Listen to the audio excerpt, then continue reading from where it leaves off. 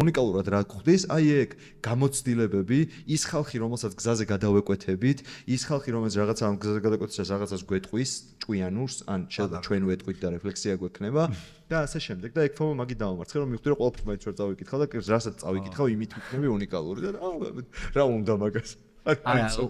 არა, კი, უბრალოდ იცი, მე რა საჯერ მეხმიანა, ყველაფერს რო ვერ წავიკითხავ, ეგ ზუსტად ვიცი, მაგასთან ოკეი ვარ, მაგრამ ის არ დავაფორმო, რომელიც ღირდა წაკითხვა. ხო და აი ვერასდროს ვერ გეცოდი. რა ტერმინები ხარ, ის არ ხო, იმის არ შეგ, იმის გამოტოვების არ ხო, ანუ ღირებული არ გამოუტოვოს. ყველაფერი ღირებულია საბოლოო ჯამში ასაც წაიკითხავ, იმიტომ რომ მაინც არაფერი გემახსოვრება მაგ წიგნებიდან რო ილაპარაკებ იმის ვერ, რაღაც დაგრჩება საბოლოო ჯამში რაღაც ცოტა ემოციები, რა თქმა უნდა, მაგას გეუბნები და ის ემოციას ყველაფერი მოგიტანს საბოლოო ჯამში, ოღონდ სხვადასხვანაირს რა.